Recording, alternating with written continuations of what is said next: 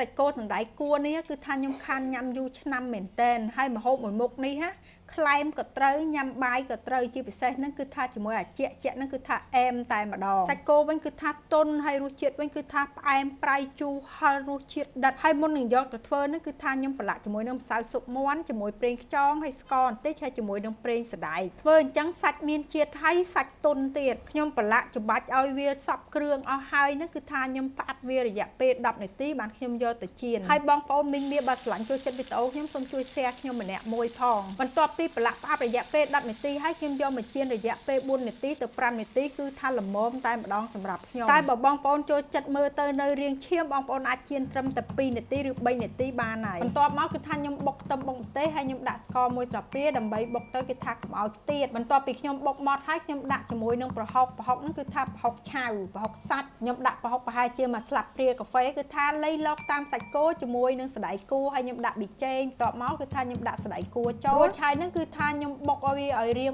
បែកខ្ញុំអត់បុកឲ្យម៉ត់ទេគ្រាន់តែឲ្យបែកសណ្តែកគួរតែប៉ុណ្្នឹងគឺថារួចជាការស្រេចហើយបន្ទាប់មកបានខ្ញុំមកហាន់សាច់ហើយសាច់គោនេះដែរពេលដែលចៀនរួចហ្នឹងគឺថាខ្ញុំអត់ហាន់ភ្លាមទេខ្ញុំទុក10នាទីសិនកាលណាយើងចៀនឆ្អិនហើយភ្លាមយើងយកមកហាន់ហើយភ្លាមគឺវាហូរឈាមអញ្ចឹងហើយវាអស់រសជាតិហើយសាច់គោហ្នឹងគឺថាខ្ញុំចៀនរយៈពេល4នាទីទៅ5នាទីនេះបងប្អូនសម្រាប់អ្នកចូលចិត្តបែបហ្នឹងចៀនតែប៉ុណ្្នឹងគឺល្មមគឺថាភីងតែម្ដងរួចហើយគឺថាខ្ញុំដាក់សាច់គោចូលហើយខ្ញុំចាក់ទឹកក្រូចឆ្មាពីលើហើយខ្ញុំចូលគ្នាឲ្យតែសព្វទៅរួចហើយខ្ញុំថែមជាមួយនឹង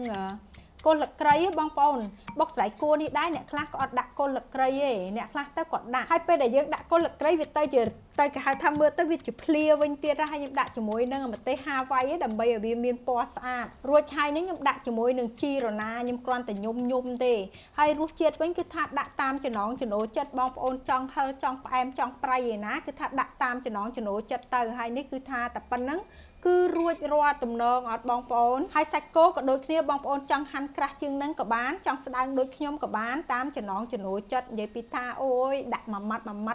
ដិបបជាតិហ្មងបងប្អូនក៏ប៉ុន្តែគ្រាន់តែថាខ្ញុំអត់អ្នកញ៉ាំអាត្រជាក់ហ្នឹងទេមិនមែនថាអត់ចេះទេខ្ញុំចេះក៏ប៉ុន្តែដូចថាខ្ញុំអត់ស្រែកឃ្លាននឹងអញ្ចឹងហើយខ្ញុំធ្វើឲ្យគឺខ្ញុំញ៉ាំតែជាមួយនឹងបាយទេនិយាយពីថាអូយឆ្ងាញ់ខ្លាំងមែនតើថ្ងៃនេះម៉ាក់ឆាបងទាឆ្ងាញ់ណាស់កូនជូច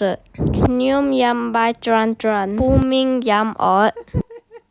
បងប្អូនស្ដាប់កូនពូជខ្ញុំបញ្ចូលសំឡេងបានអត់ថាគេនិយាយពីអីនិយាយពីថាថ្ងៃនេះអូគេមកត្រូវខ្សែណាគេមកបញ្ចូលសំឡេងឲ្យណាដោយសារអីរត់គេចពីឪថាគេមើលសភាពការឪគេជាមួយនឹងបងស្រីគេកំពុងតែតឹងសរសៃកដាក់គ្នាពីថាឪកូនគេនឹងឲ្យតែស្មោងធ្វើកិច្ចការងារសាលាម្ដងតឹងសរសៃកដាក់គ្នាបើនិយាយពីរឿងកិច្ចការសាលាវិញគឺថាជ្រៅហើយមានរាល់ថ្ងៃ